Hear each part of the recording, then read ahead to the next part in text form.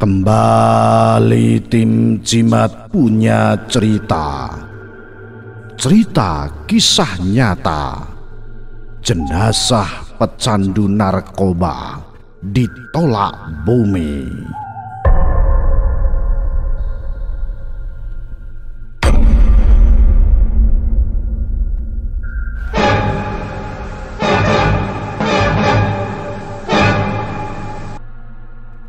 Sebut saja namanya Yuti dan Dodo. Yuti dan Dodo adalah dua sahabat dekat sejak sama-sama masih duduk di bangku SD. Tepatnya tahun 1999 silam. Persahabatan itu berlanjut hingga keduanya lulus SMA. Keduanya begitu dekat, tak hanya di sekolah, melainkan juga di luar sekolah. Mereka juga tinggal di satu komplek perumahan di kota Depok, sehingga jarak rumah keduanya tak begitu jauh.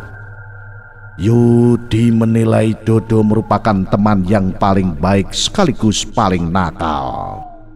Bahkan Yudi mengaku kenakalan dirinya banyak diajarkan oleh Dodo, mulai bolos sekolah hingga ngerjain teman lainnya. Rupanya kenakalan Dodo juga banyak dipengaruhi oleh lingkungan keluarganya. Ayah Dodo dikenal seorang residivis curanmor, sehingga dengan ibu Dodo juga ayahnya sudah lama berpisah. Akibatnya Dodo kecil tumbuh sebagai anak broken home. Selang beberapa lama Yudi dan Dodo lulus SD. Keduanya kemudian memilih melanjutkan ke SMP. Namun kali ini memilih sekolah yang berbeda. Yudi memilih melanjutkan ke SMP di Jakarta, sementara Dodo memilih SMP di Depok. Meski kini melanjutkan di sekolah yang berbeda, di luar sekolah mereka masih kerap bersama. Menurut Yudi, kenakalan Dodo sudah di luar batas. Ia begitu lekat dengan penggunaan obat-obat terlarang seperti putau. Yudi pun sempat beberapa kali terpengaruh. Setiap kali malam minggu tiba, mereka selalu menghabiskan waktu untuk bergadang sepanjang malam. Tak sekedar begadang, malam-malam itu pun selalu dihabiskan untuk menikmati obat terlarang. Pernah suatu hari, saat keduanya menghabiskan malam berduaan di jalanan, tiba-tiba Dodo mengajak Yudi melakukan sesuatu yang belum pernah dilakukan keduanya. Ya, Dodo tiba-tiba mengajak Yudi untuk menemaninya mencuri sepeda motor. Awalnya Yudi merasa kaget dengan keinginan Dodo yang tiba-tiba tersebut. Namun setelah Dodo menjelaskan, Yudi pun tak bisa menolak ajakan Dodo. Saat itu keduanya mendatangi sebuah warnet. Di lokasi itu terdapat sepeda motor yang lepas dari pengawasan pemiliknya. Yudi dan Dodo pun dengan mudah mengambil sepeda motor tersebut. Yudi pikir setelah melakukan curanmor, motor tersebut akan langsung dijualnya. Namun ternyata tidak. Dodo malah mengajak Yudi berkeliling kota menggunakan motor tersebut. Setelah puas berkeliling, Dodo pun lalu mengembalikan motor tersebut ke tempat semula saat ia mengambilnya. Yudi sempat heran dengan sikap sahabatnya tersebut. Yudi pun bertanya kepada Dodo, kenapa ia mengembalikan motor itu kepada pemiliknya. Rupanya Dodo mencuri sepeda motor keluaran terbaru itu bukan untuk memiliki atau menjualnya. Ia mengaku hanya mencoba dan merasakan sepeda motor tersebut. Hari-hari pun berlalu. Kebersamaan keduanya pun seperti tak terpisahkan. Mereka pun sangat dekat dengan obat-obatan terlarang, terutama Dodo. Hari-harinya seperti tak lepas dari obat-obatan terlarang jenis narkoba. Suatu hari, Yudi sempat kehilangan sepatu bola dan jam tangan di rumahnya. Ia tak pernah tahu siapa yang mengambil sepatu dan jam tangannya itu. Padahal kedua barang itu tersimpan rapi di rumahnya. Di hari kemudian diketahui yang mengambil kedua barang milik Yudi tersebut tak lain adalah Dodo, sahabatnya sendiri. Dodo mengaku uang hasil penjualan sepatu dan jam tangan milik Yudi digunakan untuk membeli narkoba. Akibat peristiwa itu hubungan keduanya mulai renggang. Bahkan Yudi mulai menjauhi Dodo. Ia mengaku tidak mau terlalu lama terjebak dalam dunia narkoba. Yudi kemudian memutuskan pindah ke Jakarta, sementara Dodo tetap di Depok. Keduanya sudah jarang bertemu. Hampir 2 tahun lamanya Yudi dan Dodo tak bertemu. Yudi sibuk dengan pekerjaannya, sementara Dodo sibuk dengan dunia narkobanya. Saat sedang asik duduk di teras rumahnya, hari itu Yudi dikagetkan dengan bunyi suara telepon di rumahnya. Tak pikir panjang, ia langsung mengangkatnya. Di seberang telepon suara seorang pria menyapa Yudi. Suara itu seperti tak asing bagi Yudi. Ternyata pria yang menelpon itu adalah kakak kandung Dodo. Ia mengabarkan bahwa Dodo meninggal dunia. Ia tak menyebutkan penyebab Dodo meninggal dunia. Saat itu ia hanya meminta saya segera datang ke rumah. Saat itu pula Yudi langsung berangkat.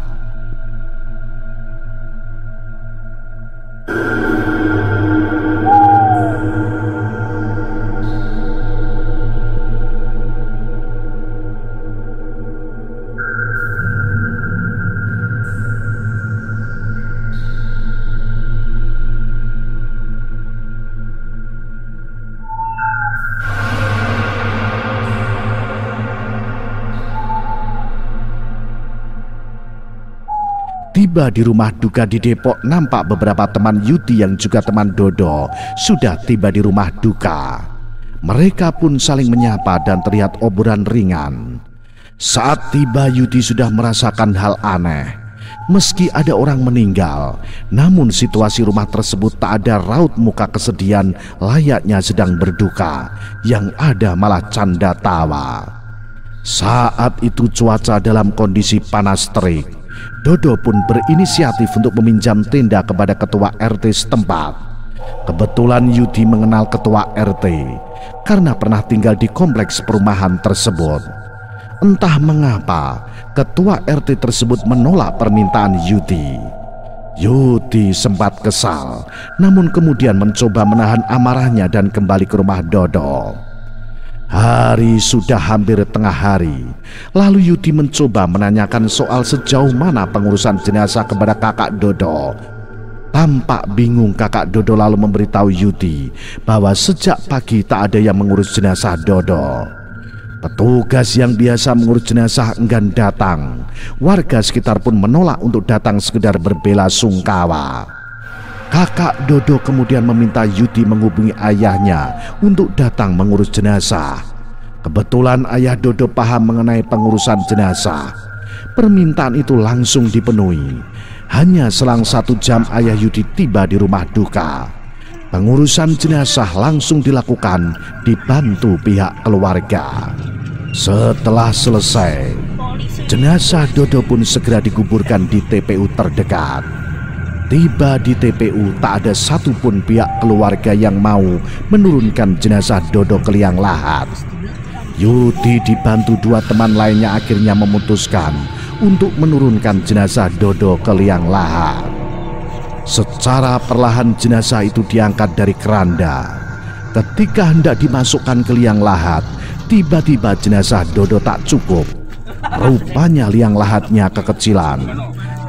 Jenazah pun lalu diletakkan kembali ke keranda. 2 petugas TPU lalu menggali kembali setelah sebelumnya mengukur jenazah Dodo. Setelah dirasa cukup, Yudi dan 2 temannya berniat kembali menurunkan jenazah Dodo ke liang lahat. Rupanya liang lahat tersebut tak cukup juga. Jenazah Dodo seperti mendadak bertambah panjang. Padahal sebelumnya sudah dilakukan pengukuran. Yudi dan 2 temannya terpaksa mengembalikan jenazah Dodo ke keranda.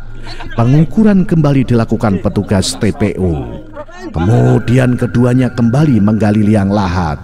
Hanya beberapa menit pelebaran liang lahat sudah selesai. Yudi dan 2 temannya kembali turun ke liang lahat dengan tujuan akan memasukkan jenazah Dodo ke tempatnya. Saat hendak diturunkan, lagi-lagi liang lahat itu tak cukup untuk jenazah Dodo. Yudi dan pihak keluarga mulai merasakan keanehan dan kebingungan. Pasalnya hal ini sudah berlangsung ketiga kalinya. Bumi seperti menolak jenazah Dodo. Yudi merasa bingung, entah apa yang harus diperbuat, entah dosa apa yang dilakukan Dodo sehingga bumi pun menolak jenazahnya. Atas kejadian aneh itu, Yudi kemudian meminta kesediaan pihak keluarga untuk menurunkan jenazah Dodo ke liang lahat. Tak hanya itu, Yudi juga meminta pihak keluarga untuk memaafkan dosa-dosa yang dilakukan Dodo semasa hidupnya. Permintaan Yudi pun langsung dipenuhi pihak keluarga Dodo. Kakak Dodo yang pertama turun ke liang lahat, kemudian diikuti dua kerabat dekatnya. Jenazah Dodo secara perlahan diturunkan ke liang lahat. Benar saja, akhirnya jenazah Dodo bisa dimasukkan ke liang lahat. Proses pemakaman pun tak lama kemudian selesai. Baru saja memanjatkan doa akhir, tiba-tiba hujan cukup deras. Padahal beberapa menit lalu, kondisi cuaca masih terlihat panas. Mereka yang turut mengantar jenazah ke TPU lalu berhamburan masuk ke dalam mobil.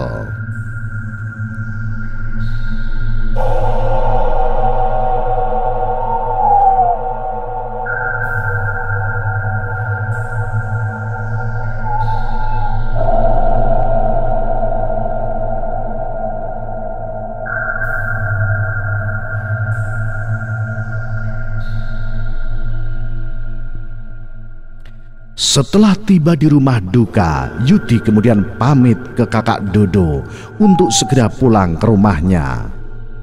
Hari sudah menjelang maghrib.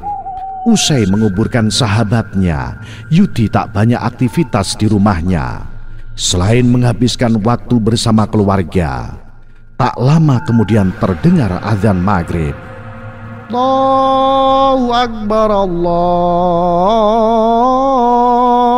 Akbar, Allahu Akbar, Allahu Akbar. Yudi bergegas melaksanakan ibadah sholat maghrib. Setelah itu ia kembali ke ruang tengah dengan niat nonton TV. 1 jam berlalu, Yudi terlihat asik di depan TV. Tiba-tiba Yudi dikagetkan dengan suara adiknya yang baru saja pulang bekerja. Ia terlihat kelelahan. Baru saja masuk, tiba-tiba adik Yudi bilang, "Kak, itu ada Kak Dodo, Kak. Kok nggak disuruh masuk?" ujar adik Yudi. Mendengar ucapan adiknya itu, Yudi langsung kaget. Ia mengira adiknya sedang bercanda. "Ah, jangan bercanda. Apakah kamu tidak tahu tadi pagi Dodo meninggal dunia? Tadi siang kakak yang menguburnya," ucap Yudi kepada adiknya. Rupanya adik Yudi tak mengetahui bahwa Dodo sudah meninggal dunia. Ya, maklum dia seharian sibuk bekerja. Lalu adik Yudi menceritakan apa yang dilihatnya. Saat pulang bekerja tadi, ia melihat Dodo di dekat pohon bambu tak jauh dari rumahnya. Memang sebelum jalan masuk ke rumah Yudi terdapat pohon bambu. Jarak dari pohon bambu ke rumah Yudi sekitar 50 meter. Ia mengaku sempat menyapa Dodo dan mengajaknya ke rumah. Namun saat itu Dodo hanya terdiam dan tak menjawab apa-apa. Lalu adik Yudi kembali melanjutkan perjalanan pulang ke rumahnya. Tak mau salah paham, Yudi juga akhirnya menceritakan bahwa tadi pagi Dodo meninggal dunia. Ia juga ikut menguburnya langsung. Setelah itu Yudi dan adiknya membiarkan masalah itu berlalu. Mereka pikir tak perlu membicarakan orang yang sudah meninggal dunia. Waktu menunjukkan pukul 22 waktu Indonesia Barat. Yudi kemudian masuk ke dalam kamarnya dengan niat melaksanakan sholat isya. Sholat isya pun dilakukan Yudi dengan khusyuk. Baru saja ia selesai sholat isya, Yudi dikagetkan suara seseorang yang mengetuk jendela kamarnya. 1 kali, 2 kali, ia biarkan. Ia pikir siapa yang mengetuk jendela malam-malam begini. Kalaupun niat bertamu harus lewat pintu depan. Suara ketukan jendela pun kembali terdengar. Kali ini diikuti dengan suara seorang laki-laki. "Yud, Yud, buka Yud." Ucap suara itu terdengar jelas oleh Yudi.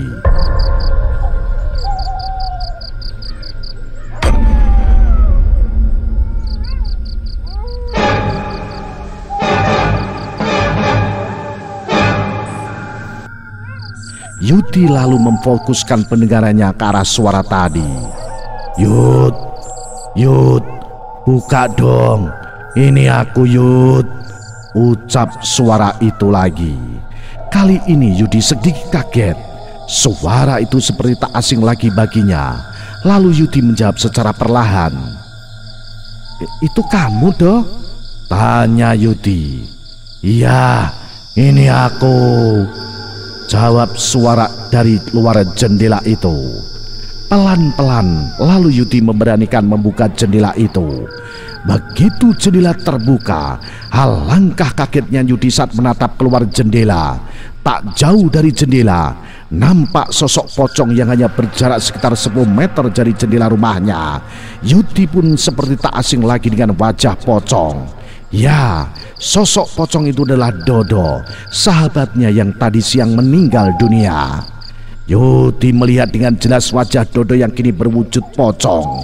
Pada bagian hidungnya masih terdapat kapas.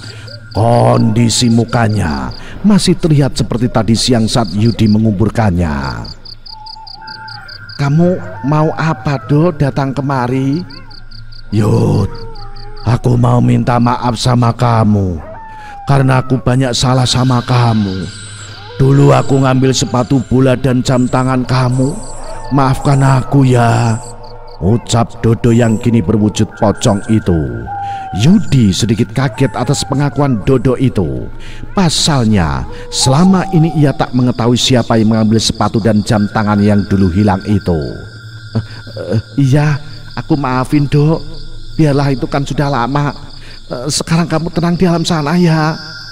Setelah Yudi mengucapkan itu, secara perlahan pocong Dodo itu menghilang dari pandangan Yudi. Malam itu Yudi yang baru saja kedatangan hantu sahabatnya tak kunjung tertidur. Ia malah terkenang Dodo terus. Jendela kamarnya pun sengaja tak ditutup jika sewaktu-waktu hantu Dodo kembali. Ia tak harus mengetuk lagi. Waktu menunjukkan pukul 3 pagi. Yudi pun akhirnya terlelap tidur.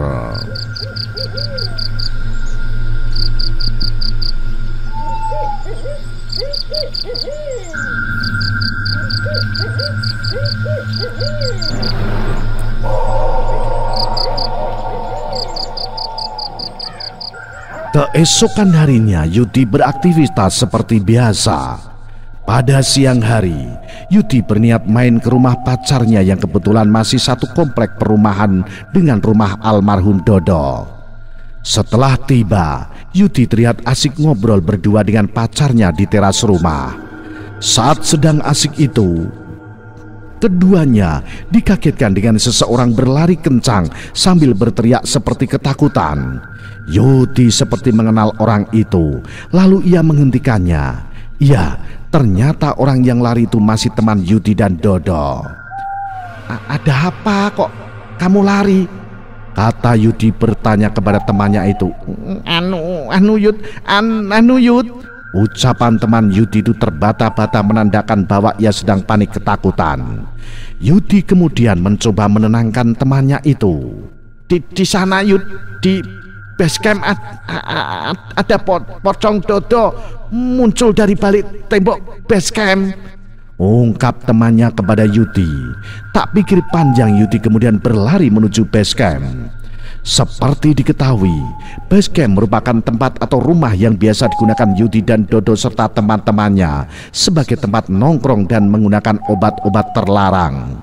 Rumah itu tak jauh juga dari rumah Dodo. Tiba di base camp, Yudi sudah tak melihat pocong Dodo.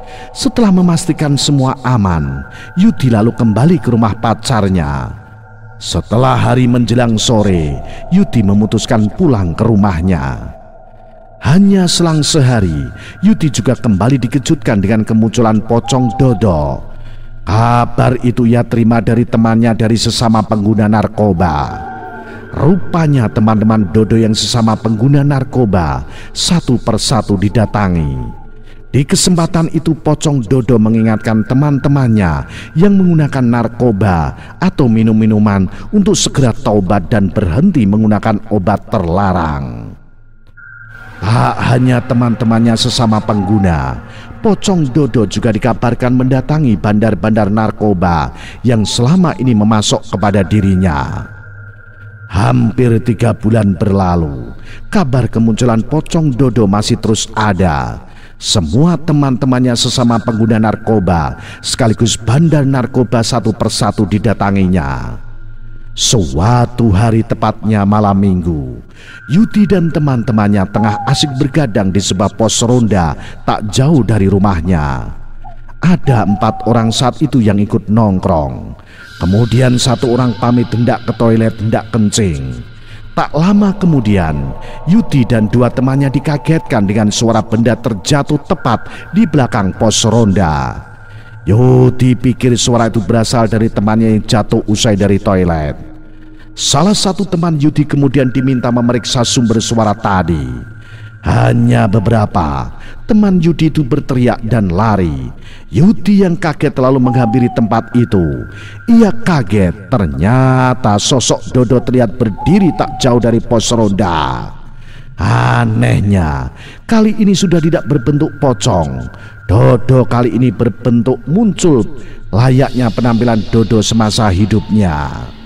Dalam kemunculannya kali ini, Dodo mengaku sudah sedikit tenang di alam kubur.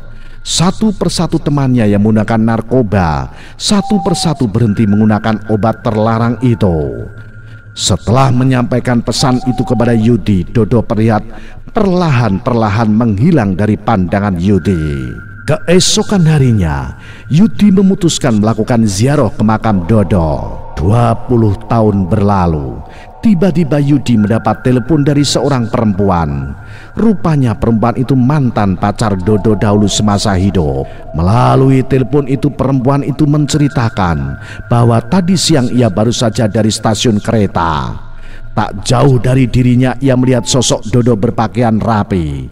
Kali ini mukanya terlihat bersih. Sesaat sosok Dodo itu melihat ke arahnya lalu tersenyum. Hanya beberapa detik tiba-tiba sosok itu menghilang. Itulah kabar kemunculan Dodo terakhir kalinya yang Yudi dengar. Hanya beberapa hari sebelum kisah Dodo ini, ia ceritakan semua itu kepada yang lain. Padahal kematian Dodo sudah lama berlalu. Ia berharap Dodo tenang di alam kubur sana. Dan kita semua jimatres-jimatres bisa mengambil pelajaran dari hidupnya. Tinggalkan narkoba, jauhi obat-obat terlarang dan minuman keras. Seperti halnya korban-korban yang menenggak minuman keras dicepu meninggal dunia. Naudzubillahi min dzalik. Salam jimatres, salam satu misteri. Au.